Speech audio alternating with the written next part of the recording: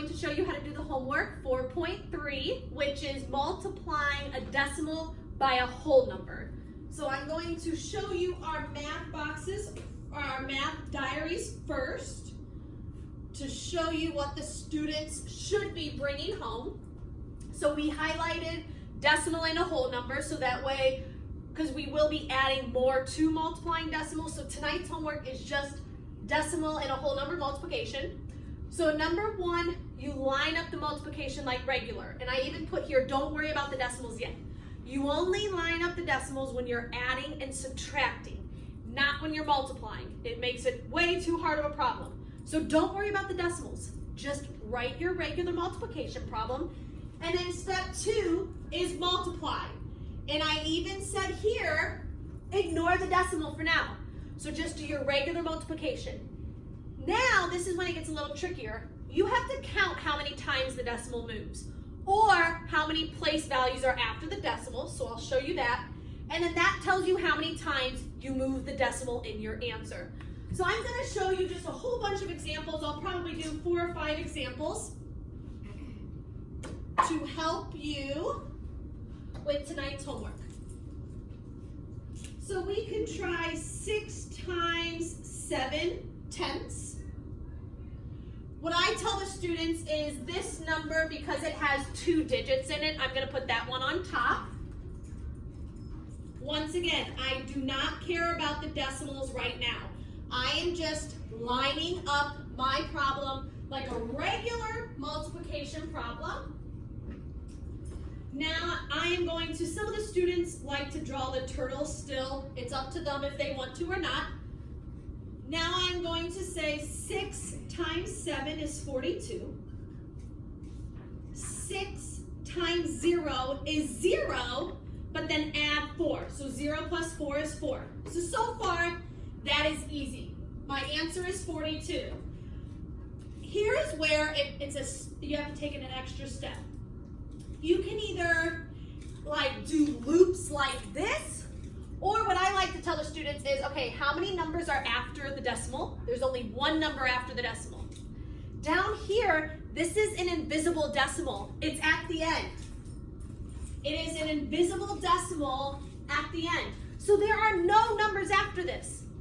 So here you have one number after the decimal, so I wrote a number 1. Here you have no numbers after the decimal. So 1 plus nothing is 1. That means that my decimal has to move 1 place. So I started over here and I had to move my decimal 1 place value. So you have 1 number after the decimal here, so you should have 1 number after the decimal here. The reason why I'm not worried about the 6 is because there's no number after the decimal. So that means your final answer is 4 and 2/10. 4 and 2/10. Another example that we can do is 25 hundredths times 3. Once again, you do not worry about lining up the decimals.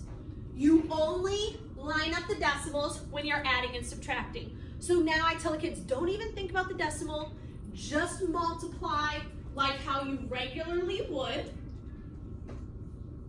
So 3 times 5 is 15. 3 times 2 is 6, plus 1 is 7. And then 3 times 0 is 0.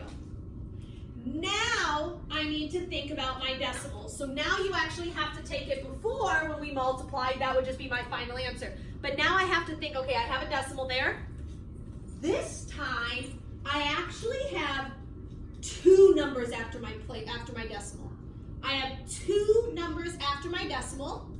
Here, I have no numbers after my decimal because the students know if there's no decimal, it's invisible at the end. So 2 plus nothing is 2. So that means down here, I need to make sure that I move my decimal 2 place values. So you should have 2 numbers after your decimal because there are 2 numbers after the decimal up here. Tomorrow we're going to learn if there is a decimal down here and another number. We're not doing that yet. So right now, I only worry about this top number because there are 2 numbers after it, so I should have 2 numbers after my decimal here. This one, I'm not worried about because there are no numbers after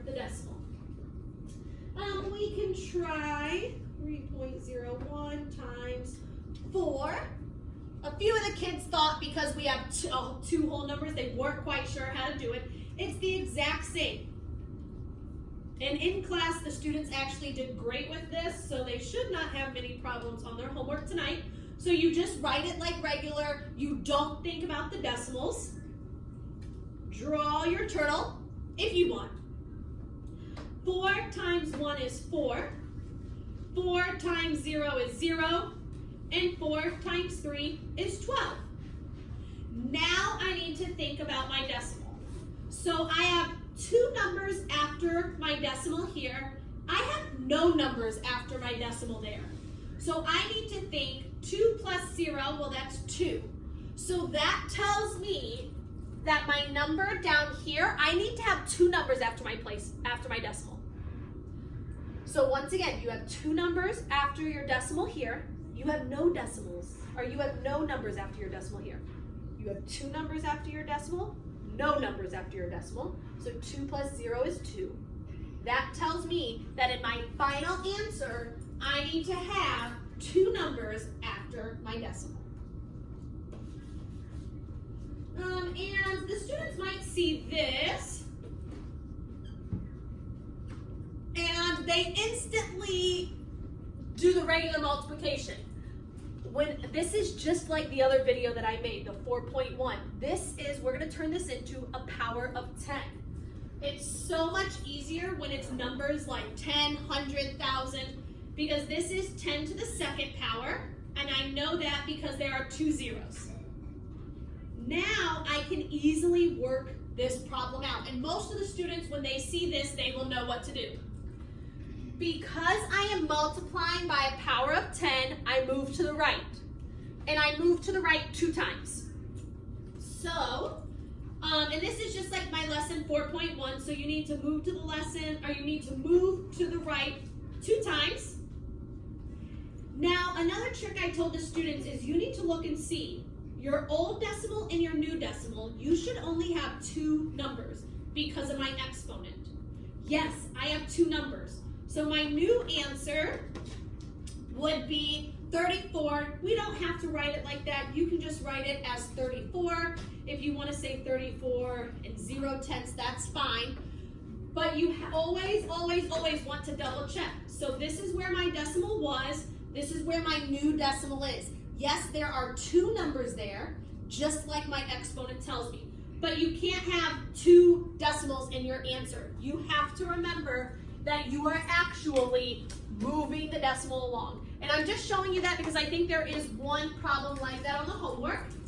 I can show you one more multiplication of decimals times a whole number. Let's do 5 times 1.63. So this number, 1 and 63/100 has the most digits. So I'm just going to write that one on top. And now I'm going to multiply just like regular. You only line up when you're adding and subtracting. So 5 times 3 is 15.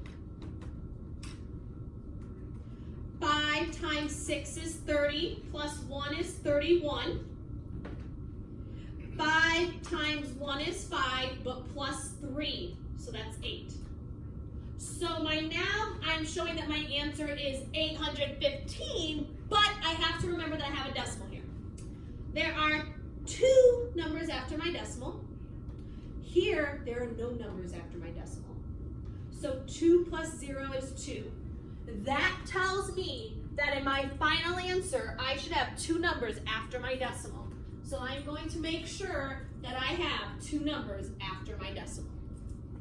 So make sure that your students are taking their math diaries home. If they're confused, they did get time in class to work on this.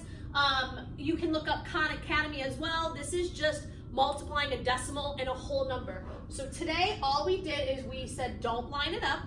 That's only for adding and subtracting. Multiply like regular, but then count how many numbers are after your decimal. If there's only 1 number after your decimal, then you only have 1 number after your decimal here. This time I have 2, so I need to have 2 under here. Today, all of our numbers are whole numbers on the bottom, so we don't need to worry about anything along those lines. Hopefully that was helpful.